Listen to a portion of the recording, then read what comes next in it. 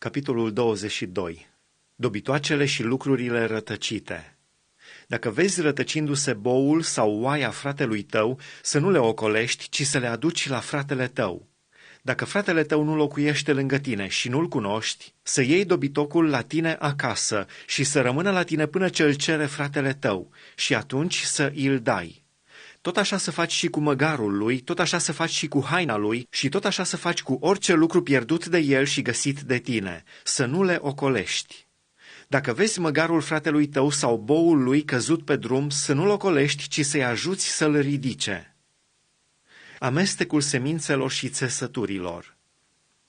Femeia să nu poarte îmbrăcăminte bărbătească și bărbatul să nu se îmbrace cu haine femeiești, căci oricine face lucrurile acestea este o urăciune înaintea Domnului Dumnezeului tău.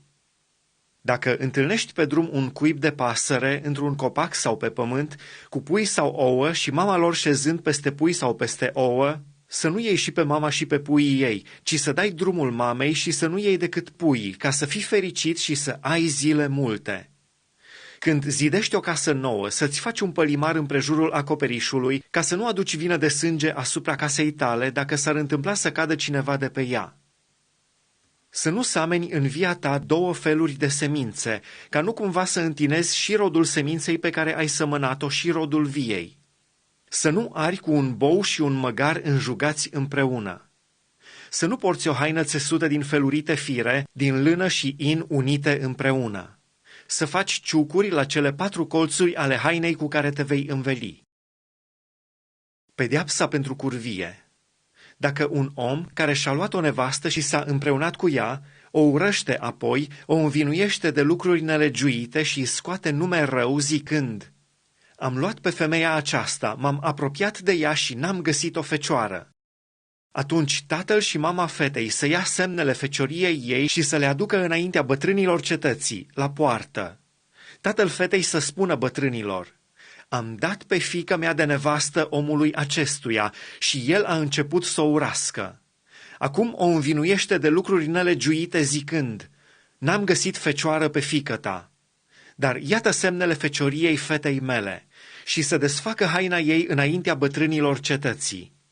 Bătrânii cetății să ia atunci pe omul acela și să-l pedepsească. Și, pentru că a scos nume rău unei fecioare din Israel, să-l osândească la o gloabă de 100 de sicli de argint pe care să-i dea tatălui fetei. Ea să rămână nevasta lui și el nu va putea să o gonească toată viața lui. Dar, dacă faptul este adevărat, dacă fata nu s-a găsit fecioară, să scoată pe fată la ușa casei tatălui ei.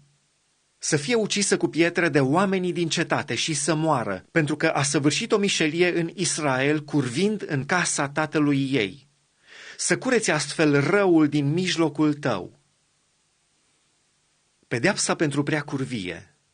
Dacă se va găsi un bărbat culcat cu o femeie măritată, să moară amândoi, și bărbatul care s-a culcat cu femeia și femeia. Să cureți astfel răul din mijlocul lui Israel. Dacă o fată fecioară este logodită și o întâlnește un om în cetate și se culcă cu ea, să-i aduceți pe amândoi la poarta cetății, să-i ucideți cu pietre și să moară amândoi. Fata pentru că n-a țipat în cetate și omul pentru că a necinstit pe nevasta aproapelui său. Să cureți astfel răul din mijlocul tău. Dar dacă omul acela întâlnește în câmp pe fata logodită, o apucă cu sila și se culcă cu ea, numai omul care s-a culcat cu ea să fie pedepsit cu moartea. Fetei să nu-i faci nimic. Ea nu este vinovată de o nelegiuire vrednică de pedeapsa cu moarte, căci e ca și cu un om care se aruncă asupra aproapelui lui și îl omoară. Fata logodită, pe care a întâlnit omul acela pe câmp, a putut să strige fără să fie cineva să-i sară în ajutor.